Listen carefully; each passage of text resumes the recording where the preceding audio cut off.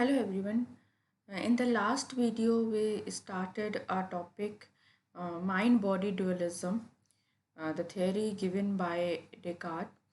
And today we will do critique of Descartes' mind body dualism कि Gilbert trial Descartes के उस theory को कैसे क्रिटिसाइज करते हैं और वो कैसे अपने थॉट को बहुत सारे कॉन्सेप्ट्स के साथ जोड़ते हैं वो हम देखते हैं। और ये बहुत इम्पॉर्टेंट है क्योंकि माइंड बॉडी डुअलिज्म की जो थ्योरी हमने पढ़ी थी उसमें हमने ये देखा था कि वो पूरी तरह से सफिशिएंट नहीं है, उसको एक्सेप्ट करने में काफ़ी प्रॉब्लम्स रेज होती हैं।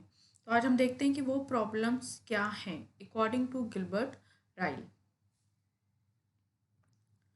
सो Gilbert Rahul was a 20th century British philosopher. Gilbert Ryle was born in Britain, Sussex, England on 19 August 1900. He is mainly known for his book The Concept of Mind. ये उनका सबसे famous work है the concept of mind. और इस theory में भी हम यही पढ़ेंगे कि कैसे माइंड बॉडी डुअलिज्म को क्रिटिसाइज करते हुए वो अपने माइंड के कॉन्सेप्ट को रिप्रेजेंट करते हैं। So the concept of mind in which Ryle attacked Descartes' mind-body dualism. Gilbert Ryle criticized Descartes' dualism on different grounds. He develops his theory of logical behaviorism. This is important. इसको हिंदी में बोलेंगे हम तार्किक व्यवहारवाद।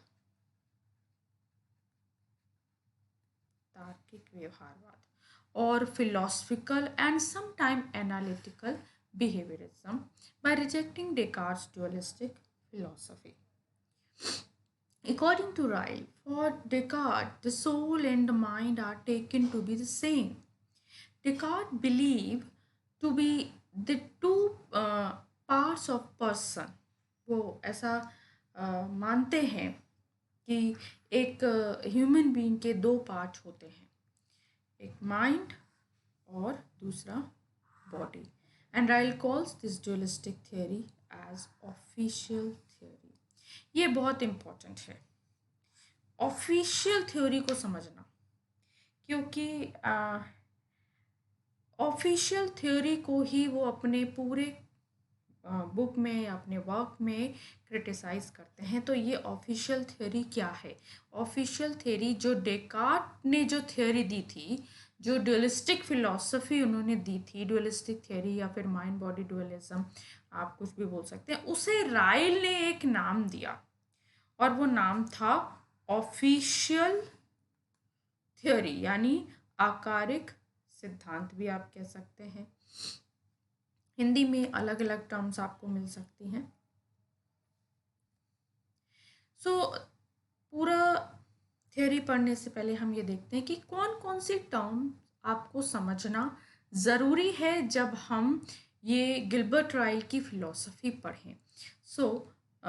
when we discuss the critique of Descartes' mind body dualism by Gilbert Ryle, आपको मिलेगा official theory, Descartes' myth, category mistake, Ryle's concept of mind, the dogma of the ghost in the machine and logical behaviorism.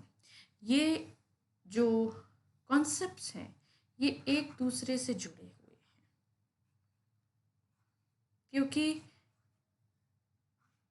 क्योंकि ये क्यों एक दूसरे से जुड़े हैं अभी जब हम पढ़ेंगे तो आपको क्लियर होगा कि ऑफिशियल थ्योरी को ही निगेट करते हुए वो बताते हैं कि डेकार्ट ने जो बताया वो उनका मिथ था, फिर उन्होंने कैटेगरी मिस्टेक की, फिर उनका कैटेगरी मिस्टेक में ही द डॉगमा ऑफ घोस्ट, यानी एक मशीन के अंदर घोस्ट की तरह वो माइंड को रिप्रेजेंट कर रहे हैं। फिर राइल अपना कॉन्सेप्ट देते हैं माइंड का कि एक्चुअली माइंड क्या है, कैसे वर्क करता है, और फिर वो उसको लॉजिकल बिहेवियरिज्म से कनेक्ट करते हैं। इस तरह से पूरी थ्योरी के ये जो पार्ट हैं ये एक दूसरे से कनेक्टेड है। So a critique of a Cartesian dualism or mind-body dualism. Ryle observes that Descartes bifurcates a person's life into two halves. One is external and other is internal. वो कहते हैं कि एक ह्यूमन बीइंग के दो life जो होती है वो दो पार्ट्स में बटी होती है, एक एक्सटर्नल एक इंटरनल, एक बाह्य और एक आंतरिक. And all the physical things including human bodies belong to the external world. जितनी भी फिजिकल एक्टिविटीज़ होती हैं या चीज़ें होती हैं वो एक्सटर्नल वर्ड से जुड़ी हुई हैं, while the state and the process of one's own mind are internal. But Ryle maintain, देखिए ये जो मैं आपको वीडियो में ये थ्योरी समझा रही हूँ, एक चीज़ आप याद रखिएगा कि पहले मैंने ये बहुत जगह पे आएगा कि पहले मैंने डेकार्ट की जो लाइंस हैं, ये जो स्टेटमेंट है उसको थोड़ा सा एक्सप्लेन किया, देन उसके बारे में राइल क्या बोलते हैं, पहले डेकार्ट को एक्सप्लेन किया, फिर राइल क्या बोलते हैं, फिर डेकार्ट को एक्सप्लेन करके फिर, तो इस तरह से ना एक कन्वर्सेशन फॉर्म में मैंने ये टॉपिक को समझाने की कोशिश की है. तो उम्मीद करती हूँ कि आपको एक ऑर्डर में चीज़ें समझ में आएंगी. सो एज आई सेड कि अकॉर्डिंग टू डेकार्ट कि ह्यूमन बीइंग की लाइफ के दो पार्ट हैं, एक्सटर्नल एंड इंटरनल. जितनी भी फिजिकल थिंग्स हैं वो एक्सटर्नल वर्ड से रिलेटेड हैं और जो माइंड का प्रोसेस है वो इंटरनल है. Now but Ryle maintains that this antithesis of outer and inner word is nothing but metaphor. Ryle इस बात को नहीं मानते, because if the special existence of mind is denied, then it is not possible to speak of mind as being especially inside something. कि अगर आप किसी की स्पेस को मना कर देंगे कि उसका कोई अस्तित्व नहीं है, देखिए इस स्पेशल एग्जिस्टेंस का क्या मतलब होता है कि कोई चीज़ कहीं एक पर्टिकुलर प्लेस पे, एक पर्टिकुलर स्पेस पे एग्जिस्ट कर रही है. वो कहते हैं कि अगर आप माइंड की उस एग्जिस्टेंस को ही नहीं मान रहे तो आप उसे इनसाइड कहकर कैसे एक्सप्लेन कर सकते हैं. बिकॉज क्यों नहीं कह सकते, because Ryle says they can be inspect neither by introspection nor by laboratory experiment. They are theoretical shuttlecocks which are for ever being bended from the psychologist back to physiologist. वो कहते हैं कि ये जिस माइंड की आप बात कर रहे हैं, ना हम इसे, ना इसका इंट्रोस्पेक्शन कर सकते हैं, ना इसे टेस्ट कर सकते हैं, ना इसका लेबोरेटरी एक्सपेरिमेंट कर सकते हैं. सो हम माइंड को जस्टिफाई कैसे करें, ना वो कोई स्पेस ले रहा है, ना वो it is not a subject of objectification also, ना वो दिख रहा है, तो हम उसके बारे में कैसे जान सकते हैं और आप कैसे कह सकते हैं कि वो इंटरनल है. ये एक प्रॉब्लम राइल ने इंट्रोड्यूस की. Further Descartes theory of mind maintain that working process of one's own mind are best known by the person himself. अब आगे बढ़ते हुए डेकार्ट्स थ्योरी ये बताती है कि एक पर्सन को अपने माइंड के बारे में पूरी अवेयरनेस होती है कि उसका माइंड क्या सोच रहा है, कैसे सोच रहा है, क्या इमेजिन कर रहा है ना. तो इट मीन्स कि उस माइंड का एग्जिस्टेंस है. देयर इज नो डाउट और illusion because mental state and process are normally conscious state according to Descartes. But so actually, according to Descartes, it is not absurd to say that one is unaware of what is going on in his mind.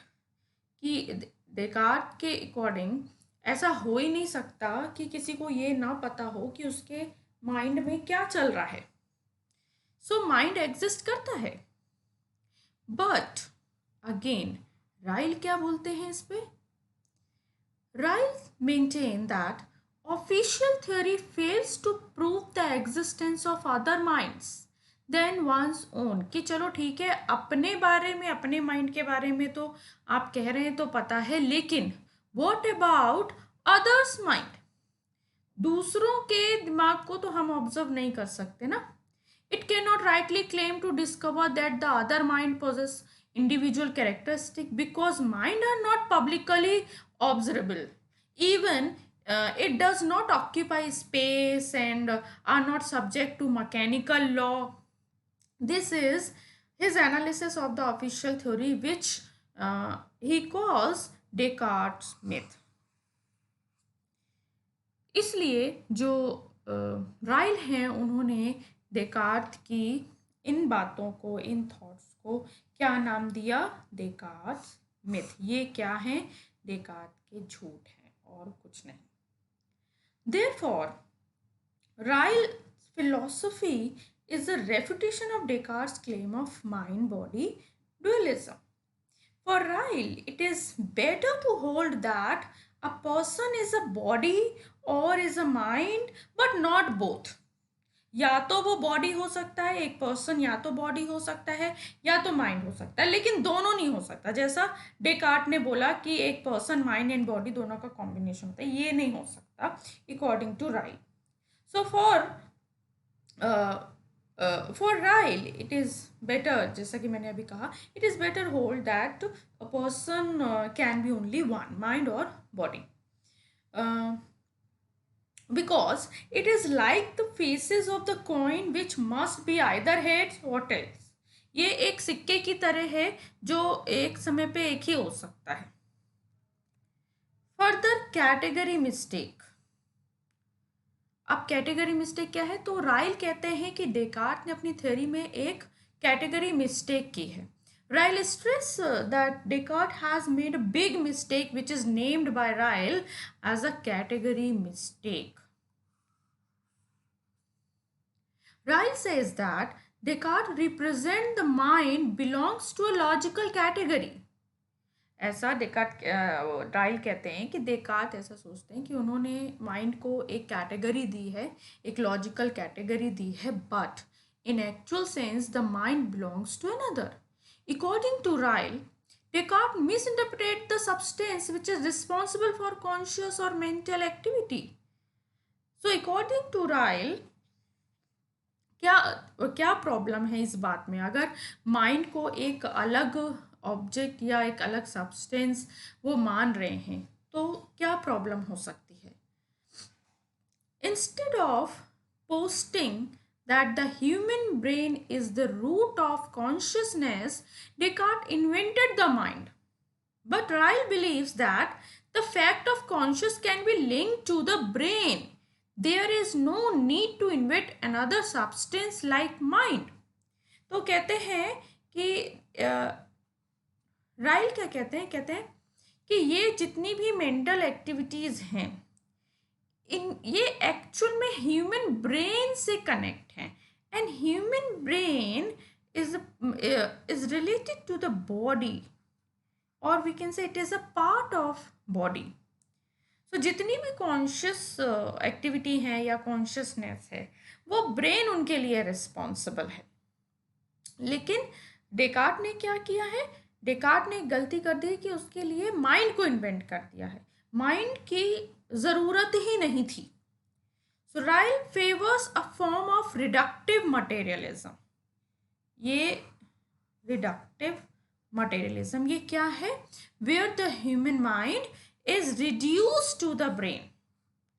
तो Ryle क्या कहते हैं? राइल इस theory को believe करते हैं. वो कहते हैं यहाँ पे क्या होता है, ये जो आप माइंड की बात कर रहे हैं, अलग से आपको माइंड क्रिएट करने की ज़रूरत नहीं है या माइंड का एग्जिस्टेंस एक्सेप्ट करने की ज़रूरत नहीं है, क्योंकि जितनी भी एक्टिविटी आप माइंड से कनेक्ट कर रहे हैं, like thinking, imagining, choosing etcetera, वो सब तो ब्रेन से कनेक्ट हो सकता है. ब्रेन से हम उसे लिंक कर सकते हैं. Further, mind exists as a substance will be meaningful if and only if it is conceived as the brain rather than something different from, according to Ryle. तो कहते हैं कि माइंड को हम सिर्फ तभी एक्सेप्ट कर सकते हैं एक सब्सटेंस के रूप में जब आप क्या करें, जब आप उसे एक ब्रेन की तरह कंसीडर करें, ना कि एक अलग फॉर्म में. Hence, it is either the self or the person is mind, or it is the brain or body, but not mind and body. तो आप देख सकते हैं यहाँ, देखिए माइंड जो है और ये दो चीजें जो बताई हैं बॉडी, तो कहते हैं कि ये दो चीजें ना होके ना एक ही चीज है, या तो आप माइंड मान लो या तो आप बॉडी मान लो। और आप माइंड की जितनी भी चीजें मान रहे हैं एक्चुअल में वो ब्रेन का काम है, तो यहाँ माइंड को मानने की जरूरत ही नहीं है। आपके सारे जो फंक्शन है आप उनका एक्सप्लेनेशन बॉडी के थ्रू दे सकते हैं। ये राइल का पॉइंट है। So according to Ryle there is no need to accept the existence of mind. Further, Ryle argue that what is responsible for thought, which is a mental event, is brain. According to Ryle, that is brain. Here, mental event exists not as a distinct category, but as a product of brain. So, in the concept of mind, Ryle argued that traditional conception of human mind, that is that it is an invisible ghost like entity occupying a physical body, is based on what he called a category mistake. तो यहाँ पे आप देखिए कि एक नई term use हो गई। उसने कहा कि ये तो कुछ ऐसा हो गया कि बॉडी को आप एक मशीन समझ लीजिए। यहाँ पे अगर मैं माइंड बॉडी की बात करूँ तो बॉडी क्या है, बॉडी एक मशीन की तरह काम कर रही है, और माइंड क्या है, घोस्ट। इस तरह से गिलबर्ट राइल ने प्रेजेंट किया है कि डेकार्ट क्या बात करते हैं, डेकार्ट बात करते हैं घोस्ट की, जो कहाँ एग्जिस्ट कर रहा है, यहाँ बॉडी में यानी मशीन में। तो ये दो चीज़ों को कंपेयर किया। वो कहते हैं जबकि घोस्ट जैसी कोई चीज़ नहीं है, माइंड जैसी कोई चीज़ है ही नहीं जो बॉडी में या बॉडी से रिलेट है या यहाँ एग्जिस्ट कर रही है। सो नाउ ये कैटेगरी मिस्टेक की ओरिजिन कैसे हुई, अब ये भी समझना ज़रूरी है। So Ryle thinks that category mistake arises because official theory believes mind and body as two different sort of thing. ये कहते हैं ये इसलिए अराइज हुई क्योंकि हम माइंड और बॉडी दो सब्सटेंस को सेपरेटली एक्सेप्ट कर रहे हैं कि ये अलग है, माइंड अलग है और बॉडी अलग है, ये इस तरह से। सो हेयर जैसा कि मैंने, ये तो खैर हम पहले लास्ट वीडियो में कर चुके हैं कि माइंड और बॉडी की जो डुअलिटी है वो कैसे डेकार्ट रिप्रेजेंट करते हैं। सो इसकी डिटेल में तो जाने की यहाँ पे ज़रूरत नहीं है, वो आप पहली वीडियो देख के अपना लेसन कंप्लीट कर सकते हैं। So according to Ryle, mental and bodily process are different sort of cause and effect. ये राइल ने डेकार्ट को रिप्रेजेंट करते हुए कि डेकार्ट की ये फिलॉसफी है, ठीक है। आप कंफ्यूज ना हो तो एक बार मैं फिर रिपीट करती हूँ कि Ryle thinks that category mistake arise because official theory believes mind and body as two different sort of things. Mental and bodily process are different sort of cause and effect. This dualistic theory maintains that within the common framework of categories of thing, process, state, attribute, cause and effect, there are difference between physical state and mental state, which is not valid for Ryle. ठीक है। सो ये official theory ये बताती है कि दो substance हैं और उनकी जो प्रोसेस हैं वो भी अलग होती हैं, फिजिकल स्टेट एक फिजिकल प्रोसेस और मेंटल प्रोसेस, बट राइल इस बात को नहीं मानते। नाउ यहाँ पे हम बात को समझने के लिए लेते हैं example of university. So Ryle gives the example of university in the context of category mistake when first time a foreigner visits Oxford, suppose first time a foreigner visits Oxford to see the university, he is shown all the college, libraries, playground, museum, departments and office. But after seeing all these things, he asked where is university. सो जब मान लो कोई university, अब suppose आप ही Delhi university देखने जा रहे हैं, ठीक है, आपको एडमिशन लेना है, आप पहली बार दिल्ली यूनिवर्सिटी देखने जा रहे हैं, आपने सब कुछ देखा, आपने वहाँ की लाइब्रेरीज देखी, लेबोरेटरी देखी, कॉलेज देखे, ठीक है, ऑफिसेज देखे, प्लेग्राउंड देखे, डिपार्टमेंट देखा, उसके बाद अगर आप ये सवाल कर रहे हैं कि ये सब तो ठीक है लेकिन यूनिवर्सिटी कहाँ है, यूनिवर्सिटी तो अभी तक नहीं देखी. So now here you will commit the category mistake because university is nothing but the organized whole of all things shown to you. So अगर आप ये यहाँ पे कैटेगरी मिस्टेक करें क्योंकि आपने यूनिवर्सिटी को एक कैटेगरी में रख दिया जबकि वो बाकी चीज़ों का कोलैबोरेशन है. तो उसी तरीके से यही सेम गलती डेकार्ट ने भी की है. वो बताते हैं कि अब देखिए जैसे कोई कहे कि सारी मेंटल एक्टिविटी हो रही हैं और फिर बोले कि माइंड कहाँ है ना, तो वो रिलेट है ब्रेन से, वो जितनी भी मेंटल स्टेट हैं वो किससे है, ब्रेन से, अकॉर्डिंग टू राइट. फर्दर क्योंकि कैटेगरी मिस्टेक में अब हमने एक नाम लिया था घोस्ट, है ना, तो अब आता है the dogma of the ghost in the machine. ये क्या है, ये फ्रेज का मतलब क्या है. सो Ryle introduced the dogma of the ghost in the machine to describe the philosophical concept of mind as an entity separate from the body. Ryle says that this theory of mind, official theory of mind, is a paramechanical hypothesis. He writes, the working of mind had to be described by mere negatives of the specific description given bodies, but they are not in space. They are not in space का मतलब again कि वो कोई एक particular place में नहीं है. They are not in motion, they are not modification of matter, they are not accessible to public observation.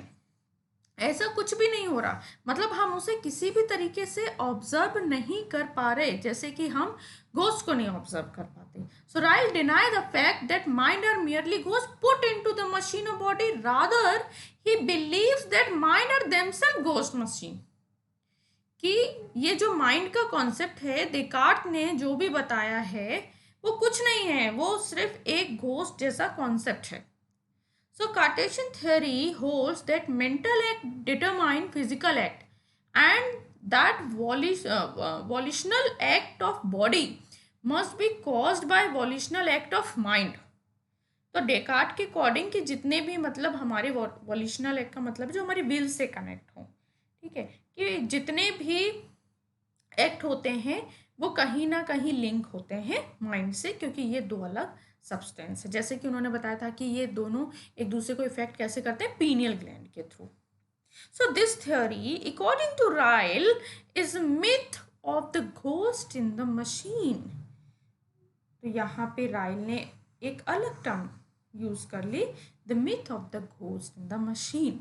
आप देखो जैसा कि सॉरी जैसा कि मैंने स्टार्टिंग में कहा था कि एक एक चीज़ दूसरी चीज़ से कनेक्टेड है. हम कैसे ऑर्डर में पढ़ते जा रहे हैं कि कैटेगरी मिस्टेक से कैसे उन्होंने एग्जाम्पल निकाला कि एक घोस्ट जैसा माइंड एक्सप्लेन किया जा रहा है डेकार्ट थियरी में, क्योंकि वो कहीं एग्जिस्ट नहीं कर रहा, हम उसे कहीं ऑब्जर्व नहीं कर पा रहे, जबकि आप जो भी चीज़ें माइंड से कनेक्ट कर रहे हैं वो सब ब्रेन के काम है.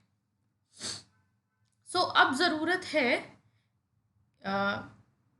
Ryle's concept of mind, because one point is important here that it cannot be said that Ryle deny the occurrence of mental process. तो ऐसा नहीं है कि माइंड को डिनाई करते हैं तो वो मेंटल प्रोसेस को ही नहीं मानते, तो ऐसा नहीं है. इस बात को समझने के लिए राइल के माइंड के कॉन्सेप्ट को समझना जरूरी है. So thus, after refuting Descartes' dualism, Ryle puts forward his own concept of mind. Describing the place of mind, some theorists says that mind is in its own place. तो कुछ लोग mind की place को बताते हुए कहते हैं कि माइंड अपनी जगह पे होता है, जैसा कि इंटरनली उसे एक्सप्लेन किया गया है. But Ryle says that place of mind cannot be described metaphorically, कि उसे हम किसी भी तरीके से डिस्क्राइब नहीं कर सकते. There are some place like platform, bench, etc. where people perform their action either intelligently or stupidly. But mind cannot be placed in a particular place. कि हम अपनी जो फिजिकल एक्टिविटी है वो तो हम कहीं ना कहीं दिखा ही सकते हैं. हमें कोई ना कोई प्लेटफॉर्म मिल जाता है, ठीक है. फिर हम चाहे घर में हो या स्कूल में हो, हम जो भी करते हैं वो ऑब्जर्व हो सकता है. लेकिन माइंड के लिए आप ऐसा नहीं कह सकते कि वो ऑब्जर्व होता है. Further there is a traditional dogma that mind has 3 part. ऐसा कहा जाता है कि माइंड के 3 पार्ट होते हैं. That is thinking, feeling and willing. सोचना, महसूस करना और इच्छा करना, ये 3 ऐसा ट्रेडिशनली ये बिलीव है, ठीक है. बट इट बिलीव्स, कंटिन्यू करें अगर इसी बात को, ट्रेडिशनल डॉगमा क्या है, ठीक है. तो ये 3 पार्ट हैं. And it believes will as a special act of mind. Will कह लीजिए या वॉल्यूशन कह लीजिए कि ये माइंड का एक स्पेशल एक्ट है. Through this willing mind actualise mental act of will as cause and bodily act as effect of such will. ऐसा क्यों ये कहा जाता है कि माइंड, सपोज माइंड कुछ विल कर रहा है कि आपको आज पिज़्ज़ा खाना है, ठीक है. तो ये कॉज हो गया, आपने एक विल की. अब बॉडी में जो इफेक्ट होगा, आप उसे लेने जाएंगे या रखा हुआ है या खाना है या ऑर्डर करेंगे वॉटेवर, तो जो भी मेंटल एक्ट ऑफ विल था वो कॉज हो गया. देन बॉडली एक्ट इफेक्ट की तरह आपके पास सामने आएगा. ये एक ट्रेडिशनल डॉगमा है.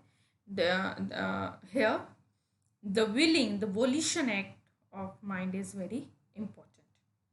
Ryle says that this type of thought is nothing but an extension of Descartes' myth. कहते हैं ऐसा कुछ नहीं है. राइल इस बात को मना कर देते हैं. It is based on confusion and false inference according to Ryle. Ryle says that this will leads to the fallacy of regress infinitum. वो कहते हैं यहाँ तो fallacy आ जाएगी, एक error आ जाएगा अगर हमने इस बात को मान लिया. According to Ryle, the activity of knowing or choosing is not done by someone's mind, but by the person himself through these action which can be classified as mental act. वो कहते हैं कि ये जो जानना है या और भी चीज़ें हैं, थिंकिंग है या इमेजिनिंग है एक्सेट्रा, ये किसी माइंड के थ्रू नहीं होती किसी के, बल्कि पर्सन खुद करता है, भले ही हम इसे नाम कुछ भी दे दें. So, similarly, instead of saying that my eyes see this or my nose smells that, we say I see this or I smell. हम कहते हैं ना, जैसे मान लो हमें अपनी आँखों के थ्रू कुछ दिखा या नाक के थ्रू हमने कुछ स्मेल किया, तो हम ये थोड़ी कहते हैं कि हमने आँखों से कुछ देखा. हम कहते हैं ये हमने देखा, ये हमने स्मेल किया. It means as a person अपने आप को रिप्रेजेंट करते हैं. But so we say I see this or I smell that. But in these activities, eyes and nose have contribution because these are organ of sense. But he denied treating mind as in the organ of sense. वो कहते हैं कि चलो ठीक है, ये तो हमारी 5 senses हैं which is a part of the physical body. But he does not accept the mind as a separate substance. He says that it is logically improper to make conjunction, disjunction और cause and effect on the mind and body. कि इन 2 substance को आप free मान रहे हो, फिर उनको कंजक्ट कर रहे हो और डिसजंक्ट कर रहे हो, या फिर आप उन्हें किसी तरह रिलेट कर रहे हो, एक को कॉज बता रहे हो, एक को इफेक्ट बता रहे हो, ये एक्सेप्टेबल नहीं है. सो यहाँ से निकल के आता है कि फिर क्या है. अगर हम ये कहते हैं कि ये नोइंग, चूजिंग, क्योंकि ये एक्टिविटीज़ तो हो रही हैं, फिर आप इन्हें कैसे एक्सप्लेन करोगे अगर राइल से कोई पूछे, तो वहाँ पे उनकी थ्योरी आती है फिलोसफिकल बिहेवियरिज्म और वी कैन से लॉजिकल। आपको कई टर्म्स मिल सकती हैं, कहीं कहीं एनालिटिकल भी होता है, हिंदी में से तार्किक व्यवहारवाद या दार्शनिक व्यवहारवाद या विश्लेषणात्मक व्यवहारवाद कह सकते हैं। So Ryle admit that his approach to the theory of mind is behavioristic in being opposed to the theory that there are hidden mental processes that are distinct from observable behaviors. He reduced mind to a set of disposition. This is important. Set of dispositions. यहाँ पे disposition word important है. I will explain. Behavior and act of habit. His approach is based on view that actions such as thinking, remembering, feeling and willing are revealed by modes of behavior or by disposition to modes of behavior. Disposition का मतलब होता है मतलब स्वभाव या nature या प्रकृति की कैसे हम वो दिखा रहे हैं, ये कैसे रिप्रेजेंट कर रहे हैं उस चीज को. So the philosophical behaviorism of Gilbert Ryle is an attempt to salvage stock of mind and mental state and make such talk empirically acceptable. Mental terms like belief or fear can often be associated with observable behavior. हम देखते हैं ना कि देखिए जब हमें डर लगता है तो वो हमारी बॉडी लैंग्वेज से दिखता है ना. फॉर एग्ज़ाम्पल एंगर, हम गुस्सा होते हैं तो हमारा चेहरा लाल होता है या हम चीज़ें उठा के फेंकते हैं, कुछ भी हर पर्सन अलग अलग करता है. अब यहाँ पे एक छोटी सी प्रॉब्लम ये रेज हो सकती है, कई लोग ऑब्जेक्ट करते हैं. So the obvious problem here is that some people can be angry without displaying it, and some people, good actor for instance, can engage in convincingly angry behavior even though they are not really angry. अब मान लो जैसे कई लोग होते हैं जो गुस्सा होने का नाटक करते हैं. जैसे मान लो कोई मदर अपने बच्चे को कुछ सिखाने के लिए उसको गुस्सा कर रही है, लेकिन हो सकता है कि वो बाय हार्ट गुस्सा ना हो, दिल से गुस्सा ना हो, वो सिर्फ उस बच्चे को सिखाने के लिए गुस्सा कर रही हो. ऐसे कई इंसिडेंट हो सकते हैं. जैसे एक्टर होते हैं, जब वो अपना रोल करते हैं तो वो सारे इमोशन दिखाते हैं जबकि ज़रूरी नहीं कि वो इमोशन वो फील कर रहे हों. If I take another example, my desire for chocolate ice cream might be observable in my rummaging around in the freezer, और it might not be observable at all. कहते हैं कि जैसे मान लो मेरी आइसक्रीम खाने की इच्छा है, ठीक है, तो मैं फ्रिज के इधर उधर टहल रहा हूँ या, लेकिन हो सकता है कि वो लोगों की नज़र में ना आए, लोग उसे ऑब्जर्व ना कर पाए. तो आप कैसे कह सकते हैं कि जितनी भी फीलिंग होती हैं या जो मेंटल एक्टिविटी होती हैं उनको ऑब्जर्व किया जा सकता है. ये राइल के लिए एक क्रिटिसिज्म हो सकती है. So, to make mental state empirically respectable and yet avoid the obvious problem we have seen in identifying mental state with observable behavior, Ryle proposed to analyze mental state as disposition. जैसा कि मैंने आपको अभी बताया था, dispositions to behave. We are disposed in one way or another when we would have behave a certain way given certain condition. हम situation आने पे हम जैसा भी बिहेव करते हैं, जो भी हम हमारी डिस्पोजिशंस होती हैं वो सब दिखती हैं हमारे बिहेवियर से. So the behaviour is not the disposition itself but a manifestation of the disposition. जो भी व्यवहार हम करते हैं वो हमारी सारी मेंटल एक्टिविटी को रिप्रेजेंट करता है. Ryle's idea is that talk of mental state like belief, desire, perception or emotion can be fully explained as talk of very complex disposition where the stimulating condition and manifestation are observable condition and behavior. So my desire for chocolate, ice cream might be understood as a complex disposition to exhibit behaviors like walking around in the freezer. If I think I will find chocolate ice cream there, then we can understand talk of mental state in term of empirically irrespectable stimulus